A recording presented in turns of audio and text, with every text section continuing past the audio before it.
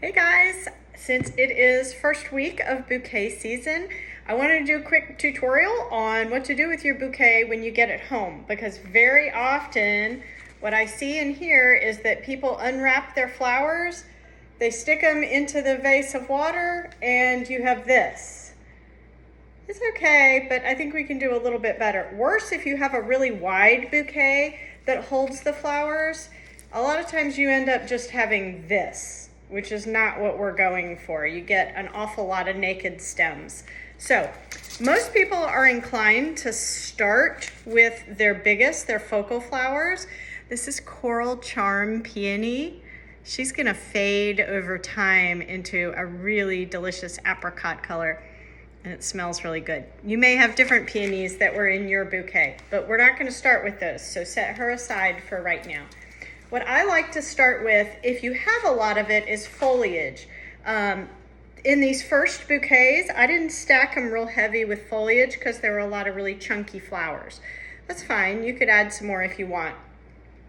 So what I'm gonna start with are line flowers, the ones that are very long. And the number one mistake that I see people make with whatever container they're using is that they either don't trim the ends or they trim them just a little bit and they put them in like this. And you get this huge amount of naked stem that is standing above everything else that is gonna be in your arrangement, okay? And this is just too much height. So we're aiming for the finished height of the arrangement to be about maybe 2.5 times taller than your container. So whatever you're arranging into, if it's a teapot, if it's a really tall vase, whatever that is, you can visualize. So I'm here. This to me is still too tall. If I'm gonna put this on my kitchen countertop, that's unwieldy to me.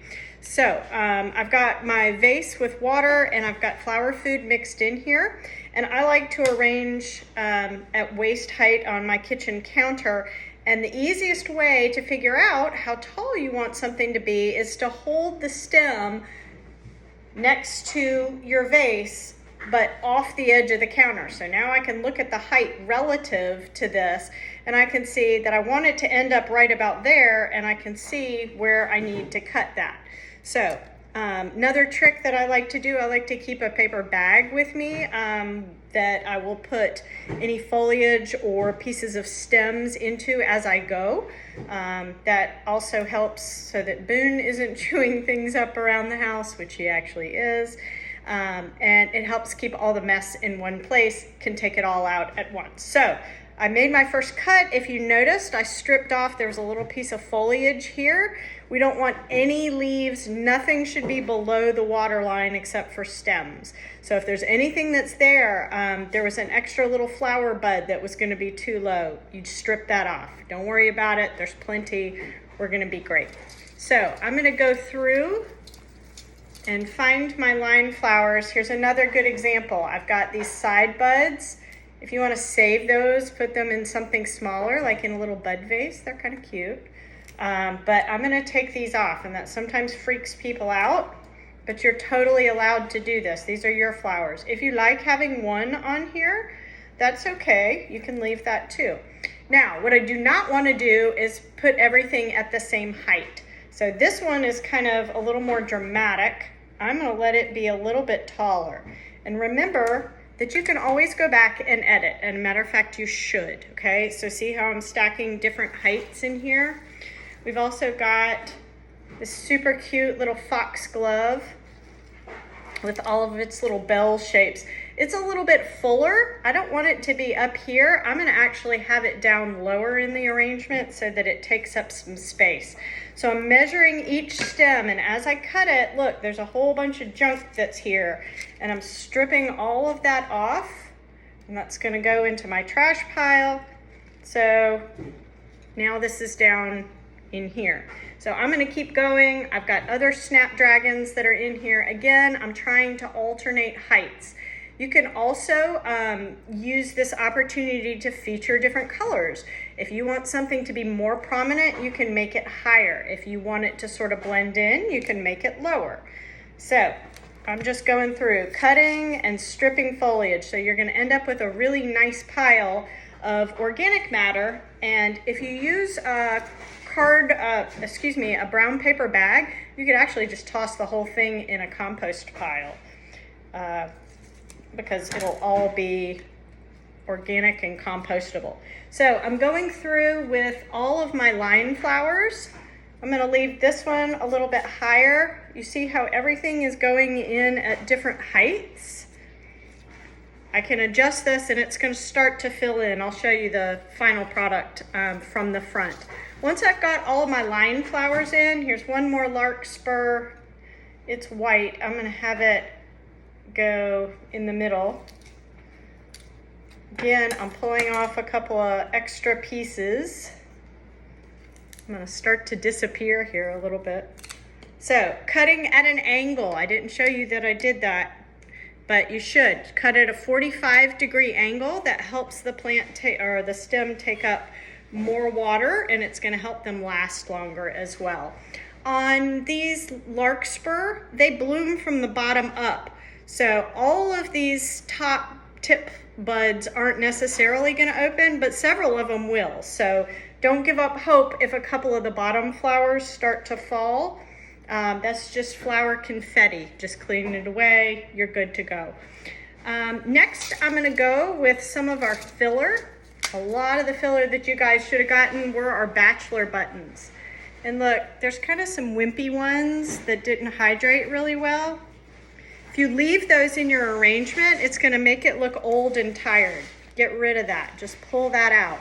Anything that's kind of weeping over, we want to get rid of and only save the good stuff. So these immature buds just weren't developed enough to be able to hydrate well. So we're going to pull those off, and I'm sort of stripping the bottom foliage as we go here. So I'm going to pull that off. Okay, another trick when you've got little flowers like these bachelor buttons, put them in groups, okay? If you go through and do one at a time, I mean, you can, but it's going to take forever, and they're not going to have as much impact. So what I'm going to be doing is taking off, see these wimpy guys right here? I'm going to pull those off, and you're never going to know that they were missing.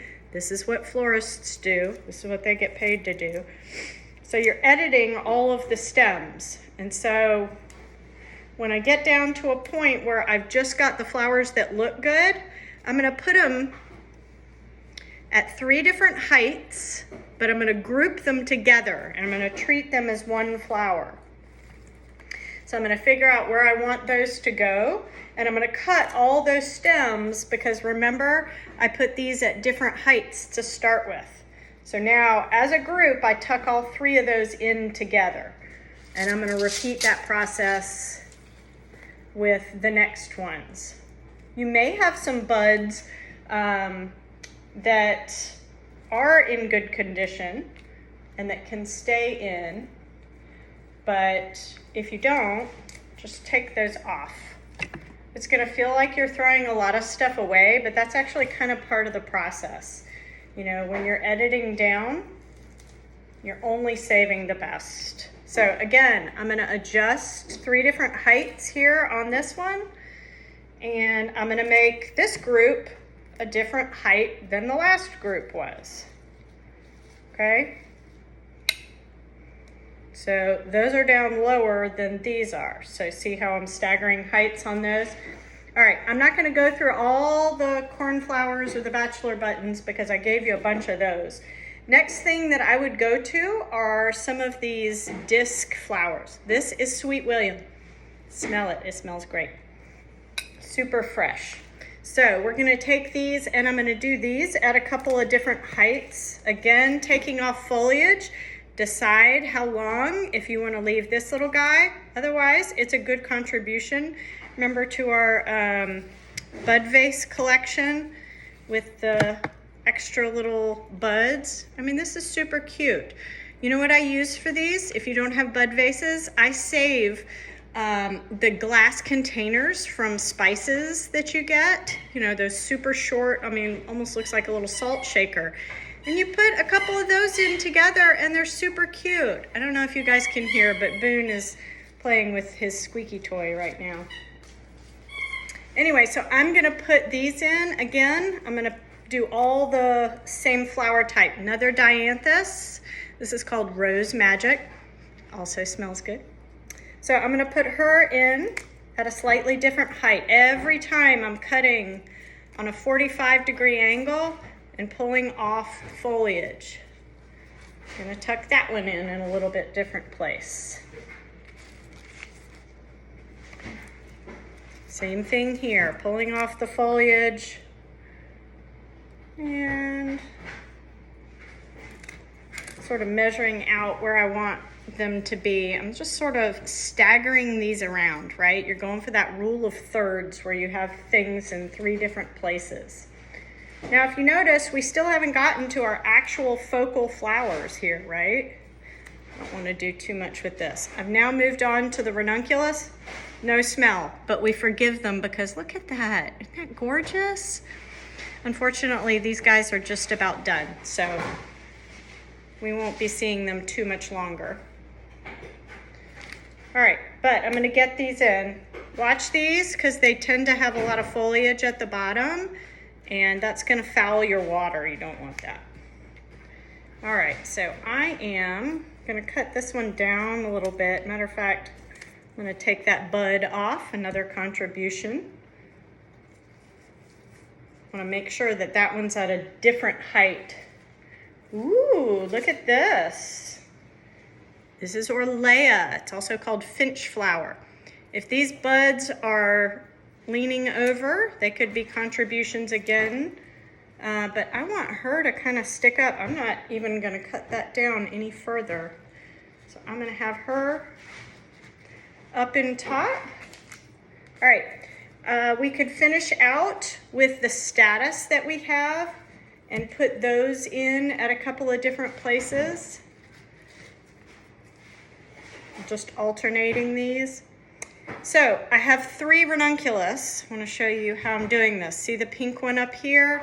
There's a lighter pink one there, and now I have this kind of tangerine one. I've got the orange snapdragon over here, and I'm going to balance that on this other side and cut this one down.